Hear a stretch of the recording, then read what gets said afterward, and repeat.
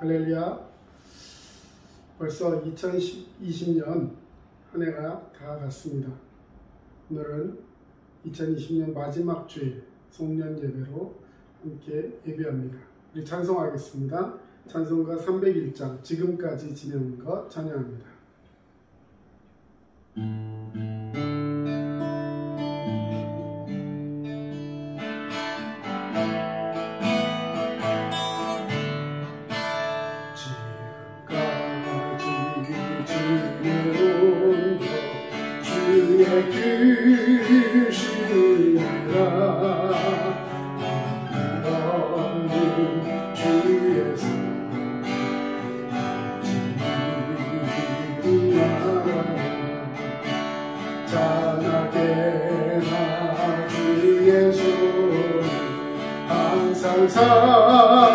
살펴주시고 모든 일을 주 안에서 영원하게 하시네.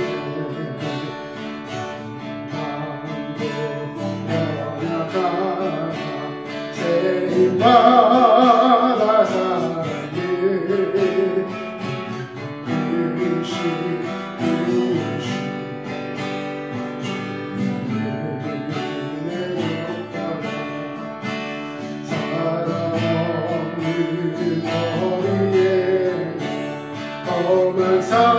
산길에 뵐 때 주의 소리를 듣게 잡고 찬송하리라.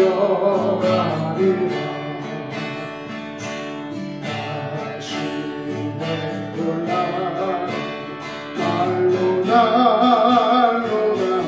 나와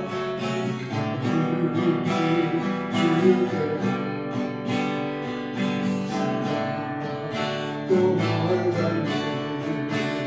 나를 위해 예비하신 동양집에 돌아가 아버지의 품 안에서 영원히 살리라.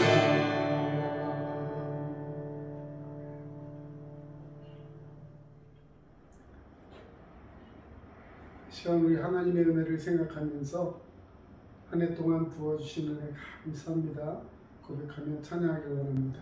하나님의 은혜.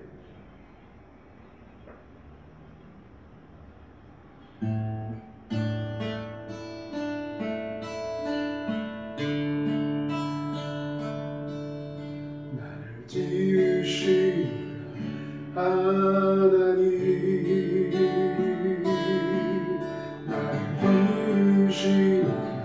하나님 나를 보내시고 하나님 내가 된 것은 하나님이라. 다시 한번 고백합니다. 지으신 하나님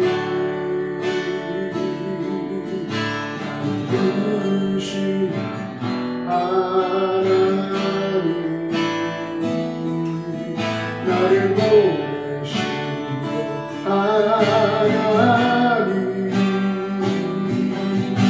내가 된 것은 하나님이라. 달려갈 때 나가도록 마지막 하도록 나로 십자가 쉽게 하시니 내 나된 것은 하나님이라.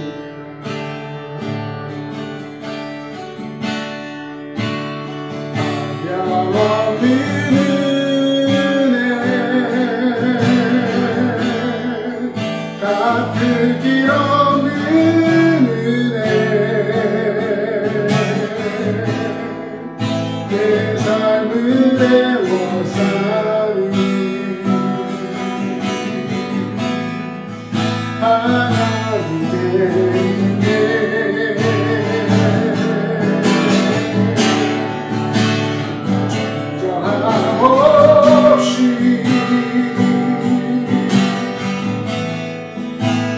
땅을 밟은 곳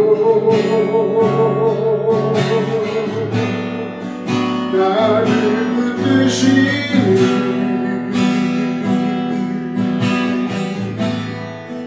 하나님의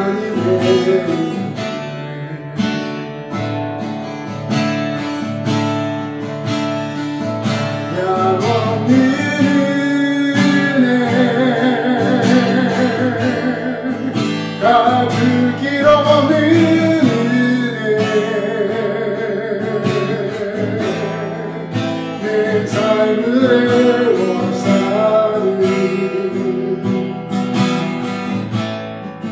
하나님의 은혜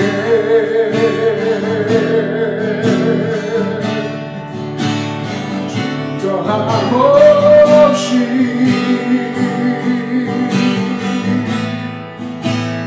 땅을 밟은 곳 나를 붙드시니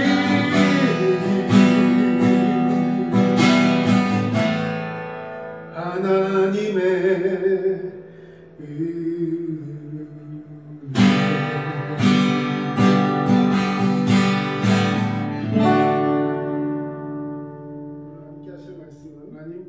로마서 8장 31절에서 39절까지 말씀입니다. 함께 읽겠습니다.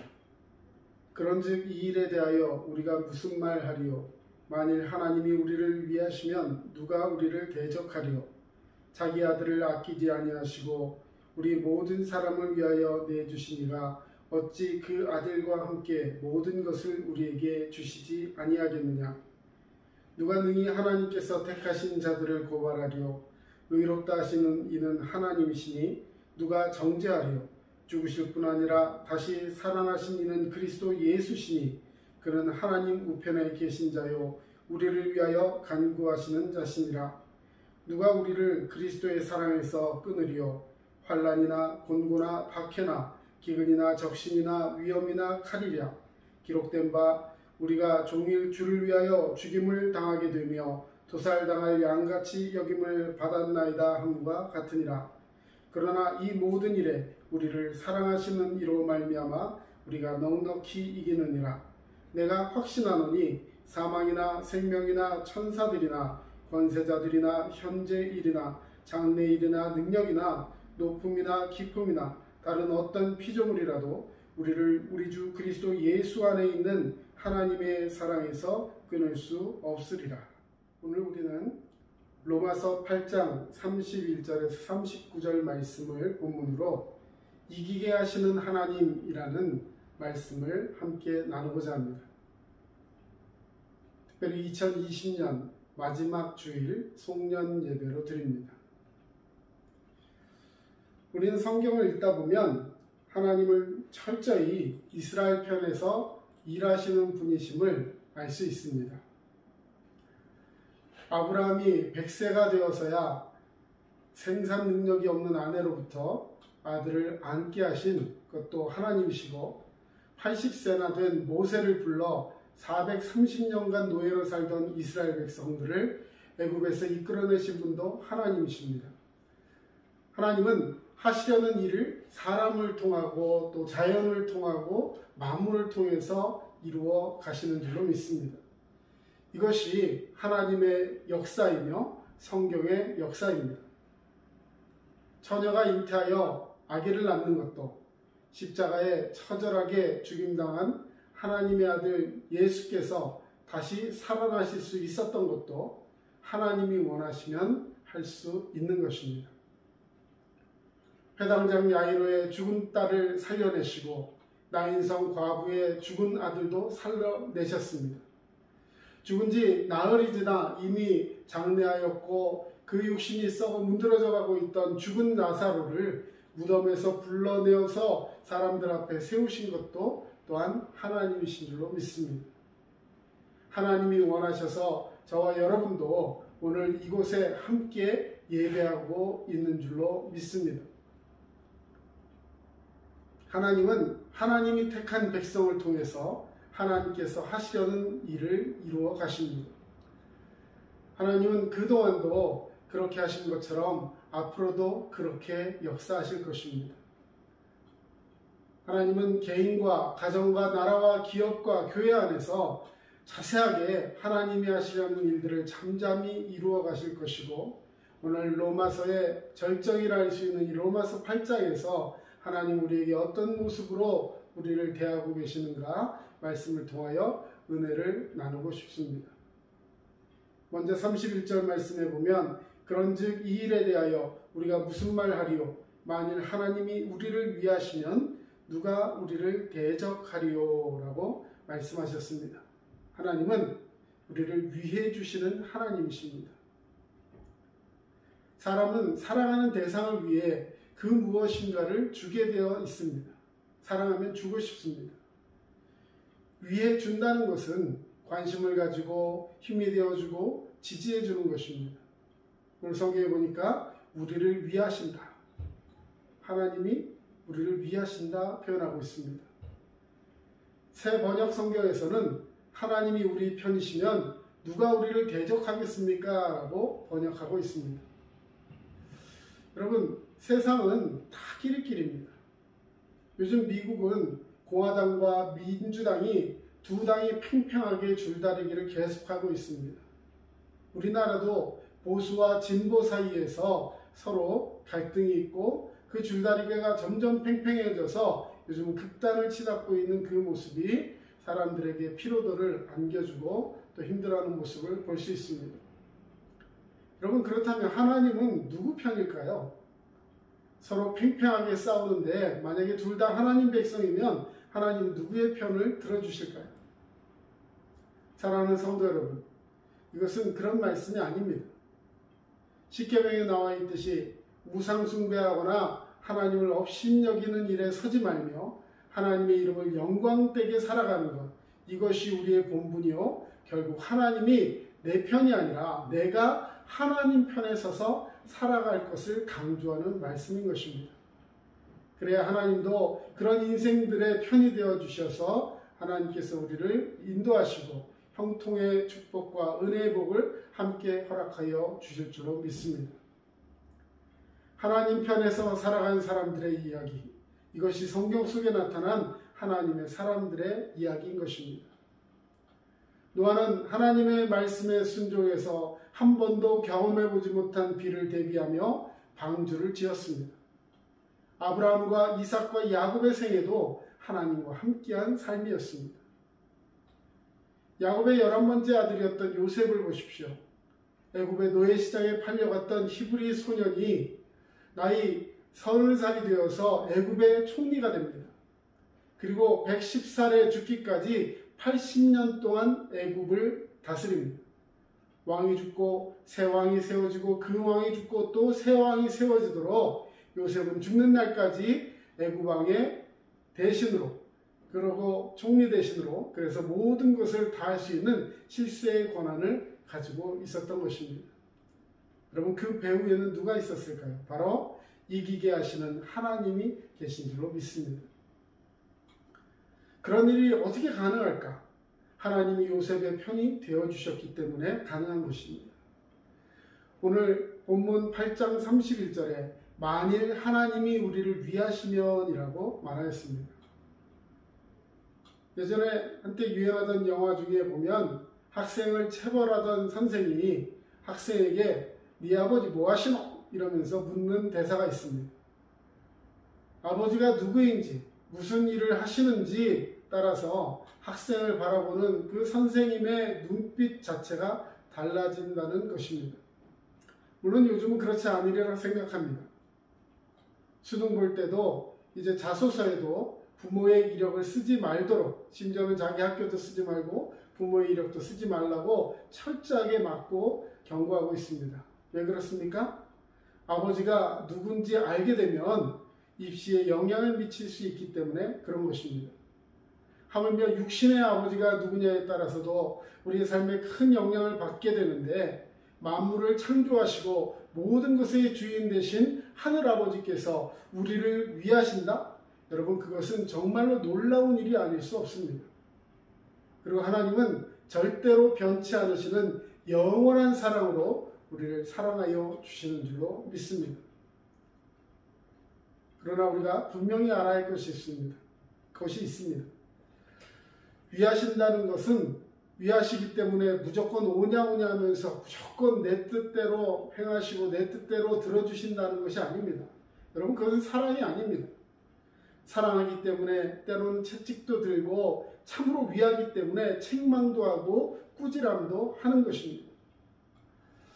인생 채찍과 사람 막대기로 나를 쳐서라도 회개케 만들고 다시 하나님께로 돌아와 회복하게 하시는 분, 여러분, 그분이 또한 하나님이심을 우리는 알아야 합니다. 하나님은 위하는 백성, 위하는 인생을 위해 편이 되어 주시되 하나님의 마음에 합당한 길로 이끌어 가시는 분이십니다. 이것이 하나님의 사람, 하나님의 백성을 위하시는 방법이요, 하나님이 원하시는 인생, 하나님의 편이 되어 주셔서 하나님이 편이 되어 주시는 그 신앙으로 살아갈 때 그 인생에 큰 복이 나타나게 될 줄로 믿습니다. 다음으로 하나님은 우리에게 모든 것을 주시는 하나님이십니다. 하나님은 우리를 위하여 독생자 예수 그리스도를 주셨습니다. 아멘. 하나님은 자기 아들을 아끼지 아니하시고 우리에게 선물로 주셨습니다. 값없이 주셨어요. 그 하나님이 아들과 함께 모든 것을 우리에게 주셨는데, 오늘 32절 말씀에 모든 것을 우리에게 주시지 아니하겠느냐라는 말씀은 오래전에 우리가 개역 한글 성경에 보면 어찌 그 아들과 함께 모든 것을 우리에게 은사로 주지 아니하시겠느냐라고 번역하고 있습니다. 32절, 자기 아들을 아끼지 아니하시고 우리 모든 사람을 위하여 내주시니가 어찌 그 아들과 함께 모든 것을 우리에게 주시지 아니하겠느냐. 여러분, 이 말씀을 통해서 여기 우리 모든 사람이라는 것은 26절에 기록된 성령의 간구하심을 힘입은 자들입니다. 28절에 하나님을 사랑하는 자, 곧 그의 뜻대로 부르심을 입은 자들입니다. 29절에 하나님이 미리 아신 자들이며 미리 정하신 자들입니다. 30절, 미리 정하시고 부르시고 의롭다 하시고 또한 영화롭게 하신 자들입니다. 그처럼 예정하여 택하여 부르신 자들에게 어찌 그 아들과 함께 모든 것을 우리에게 은사로 주시지 않겠느냐 하는 말씀인 것이죠. 하나님은 성령을 받고 은혜를 받은 성도들에게 각양 좋은 은사를 내려주십니다. 우리는 그 은사 안에서 주를 섬기고 그리스도의 몸된 교회를 섬겨 나아가는 것입니다. 그 은사 안에서 가정생활도 하고 직장생활도 하고 장사도 하고 사업도 하는 것이 맞는 것입니다. 아들이 떡을 달라고 하는데 돌을 줄 아버지가 있는가? 아들이 생선을 달라고 하는데 뱀이나 전갈을 줄 아버지가 있겠는가? 하물며 하늘 아버지께서 그 구하는 자에게 좋은 것으로 주시지 않겠느냐? 그 좋은 것이라는 것이 성령이며 성령의 가장 좋은 은사들인 것입니다.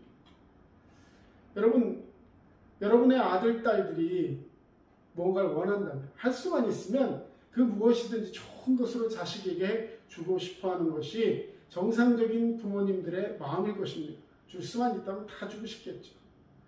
우린 자식에게 무엇을 주는 것을 생각하면 돈과 재산을 되게 생각합니다. 심지어는 그런 잘못된 생각으로 말미암아서 그릇된 방법으로 돈을 남기고 그릇된 방법으로 권력을 쥐어주고 그릇된 방법으로 그의 앞길을 터주다가 나중에 그것이 그들에게 큰 올무가 되는 것을 우리는 너무도 많이 보고 있습니다. 여러분, 돈과 재산을 물려주는 그것만이 능사는 아닙니다. 이스라엘 사람들은 자녀에게 하나님을 잘 믿고 섬기는 신앙의 계승을 가장 소중하게 여겨오고 있습니다. 다시 말해서 자녀에게 물려줄 것이 있다면 그것은 말씀이요. 그 말씀을 어떻게 교육하고 그것을 가르치고 그것을 지키고 행하게 할 것인가.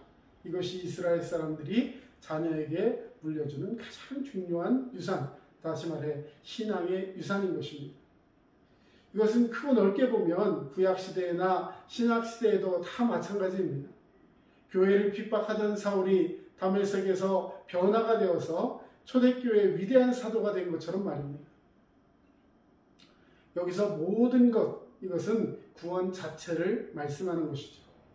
뿐만 아니라 하늘과 땅의 모든 권세이며 또한 이 세상 모든 피조물을 선물로 주시는 것입니다.